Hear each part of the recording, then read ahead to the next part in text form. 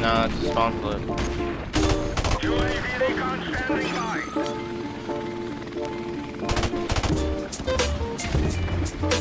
We are victorious. Good work, comrades. What is up, Walloglian troglodytes, noobs, and veterans alike? We have for you today the warm-up that I am going to continue to use before playing any new game mode, or any kind of competitive environment at all where I feel like I need to sweat. I will always do this warm-up, and this one I chose specifically out of all the other warm-ups that I've ever created that have been inspired by countless YouTube videos of how professional and high tier players, how they set up their games and play them for the year, you know, like how they play a warm-up real quick and then get into their regular scheduled, you know, gaming session, whether that be to make content, to do a video like this, to just get on and, you know, de-stress and relieve their inner tensions with a little bit of mass annihilation. So what we got here for you is Modern Warfare Remastered. Now, COD 4, never played it in its time, but what we have is Modern Warfare Remaster, which I have played quite a bit. 3 prestiges worth of time, so a little over 3 days probably. So typically, I would run the same for both. In games where jump shotting, drop shotting, and boost jumping are all at play, it may need you to tweak the numbers a little bit. Also, there are discrepancies between sensitivity max minimum factors amongst the different Call of Duty titles and developers. So it pretty much just comes to a simple in-game test, which I'll get to in a moment when the game loads up. But first, we go over settings. So for settings, I like to use the map shipment, and I think this caters to this game like being high on the list of games that you should warm up in because it has this version of shipment. So here we got in the options, I set the time limit and score limit to unlimited. It usually takes me anywhere between 50 and 150 kills on the board to even feel warmed up.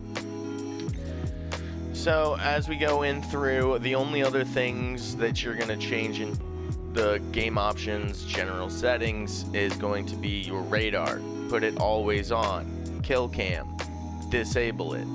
On to kill streaks, I usually turn radar disabled because as a kill streak you don't need it when you have always on radar. And then for the airstrike and attack heli, I put them up higher kills. Higher kills means you'll have more gunfights to warm up before you activate one of those first streaks, and then you can start activating them and thinking about where you're gonna set up based off of where those streaks are at the moment. And we go in here to customs, and I say yes, but I do have primary weapon restrictions. I always do this for bots. I take off the snipers, the shotguns, the light machine guns, so they can't spam at your streaks, they can't spam at you and get easy one shots or anything like that.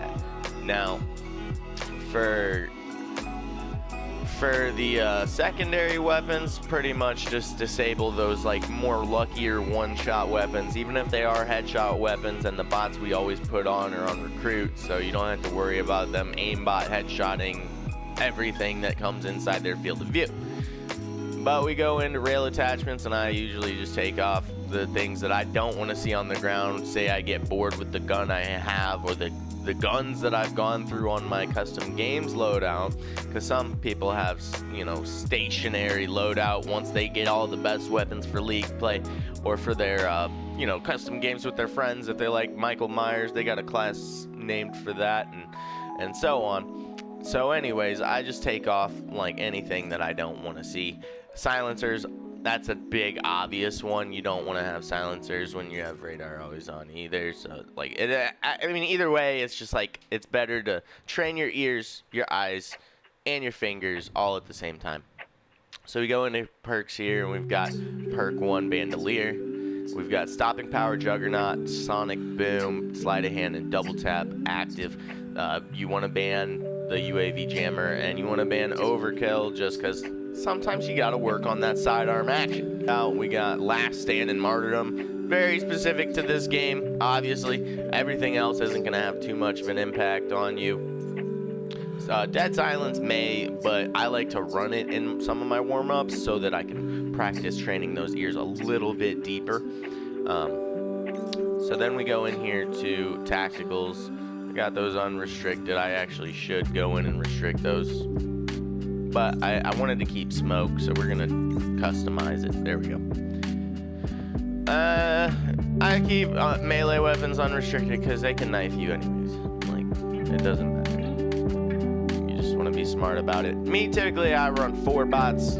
Sometimes I'll go up to 5 or 6 depending on if I want to do more of a snap training when I'm like behind cover, just, you know, kind of holding a position for a little while. I'll snap from one to another to another to another, and that you want to have more numbers. But if you want to kind of just feed, get like 4 or 5. The one that I really like using the most is this M16. Of course, you've got a bunch of options for this game, but the M16 is just the best gun in the game. And I actually I have modified this version to be run at 130 health, I believe, maybe 150, just closer to those Warzone numbers if you are interested in playing Warzone and feeling that more realistic time to kill. So your 1 burst weapons are now going to be like a 2 burst unless you get some headshots mixed in there, which a lot of people, they think running headshots only for a warm-up is the best thing. You're not really getting a good warm-up, in my opinion, doing that, because you're aiming so high on the profiles of the enemy that the aim assist stickiness isn't going to be consistent for when you go into a real game and you're aiming center mass. You're going to have a different sensitivity feel overall between your snaps, between your finite adjustments that you make within the body profile during a match. So it's like, you can use whatever you want. But enough with the class setups. They're not like super OP. This game has really balanced weapons anyways. Like, see these dumpsters? Having them like right there, like the whole game, and you'll get headshots. It'll make it a lot easier. I got my center, those crosshairs on your screen. You never want to turn those off in the settings. They help out immensely with getting lined up with head level around the map. You want to look at the mini map while turning. And when you're turning, you want to make sure that while you're turning, you're not going down. If you're drifting down or you're drifting up while you're looking at the map and running around, that's how you end up trapped to find your kills when it gets slow. And you want to be looking at that screen to get those feeds. You see 2 opportunities for kills pop up, that's when you challenge. And then if you get shot in the back, you might get lucky. You might turn on the bot. And that happens in game too. One advanced tip that I have for gunfights, and you just saw it happen a moment ago, I'll clip it in to the commentary, but basically when you're in a gunfight and you change your elevation before the gunfight to one that is advantageous over the enemy, and then assuming you get surprised by another one, or the enemy is missing shots because of that change in elevation, changing it again mid-gunfight while adjusting, can definitely help your success and survival. Right there, I got destroyed by that bot. Absolutely aimbotted. But, so for example, there's an enemy at this trash can. Alright, so to make an even gunfight hopping up here when they don't expect it would be helpful. Everyone agrees that. That's why jump shots are used, hopping up there. But let's say in your mind your plan isn't just to hop up there, but it's to hop up there, shoot, and then go down to cover after the enemy's dead to protect your life a little bit further.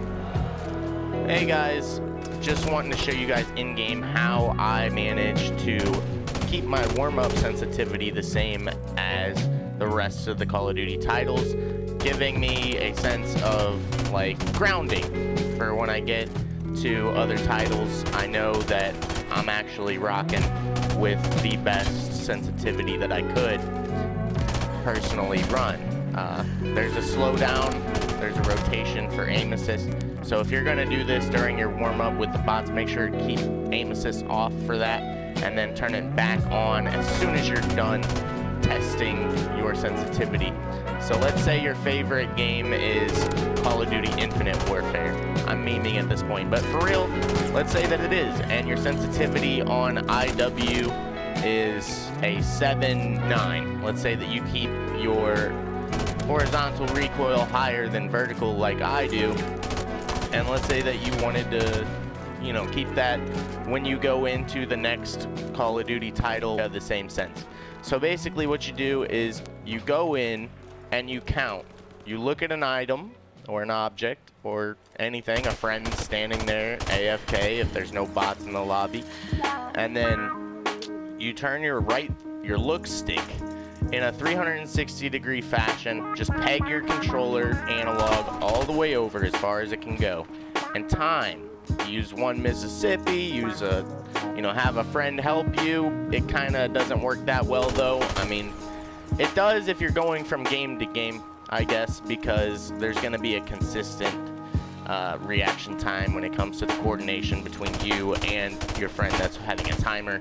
You don't have to get super specific with it. Just pretty much figure out the time it takes to spin a full 360 looking at that same object, and then come into Remastered here, or whatever game you plan on warming up in, or all your other Call of Duties, and adjust that horizontal sensitivity accordingly to get that same kind of feel for the 360 timing. That way your 180s feel consistent throughout the games. You're getting pretty much 180-degree rotation. That way you can turn on enemies, or if you want a trick shot, you can start doing 1080s or 720s or, you know, whatever.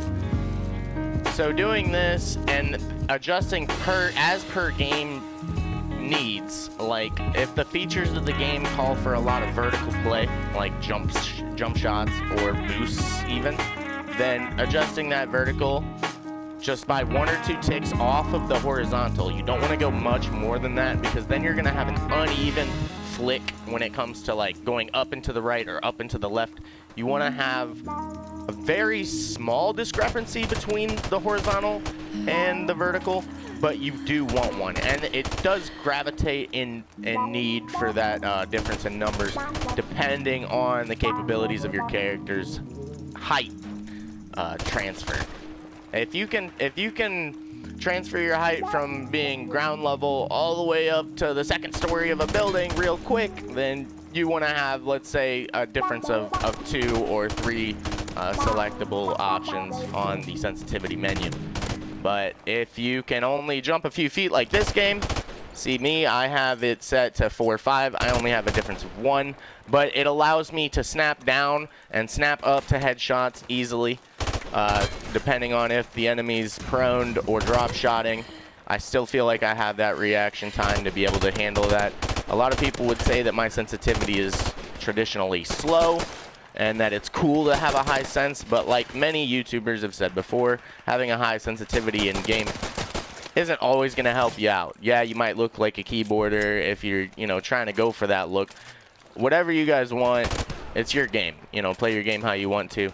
But that's about all I have to say, guys. I hope you guys are having a wonderful day. Anyways, if you liked this video, make sure to drop a like, push that button. It's free, you know, and if you're new to the channel, go ahead and subscribe.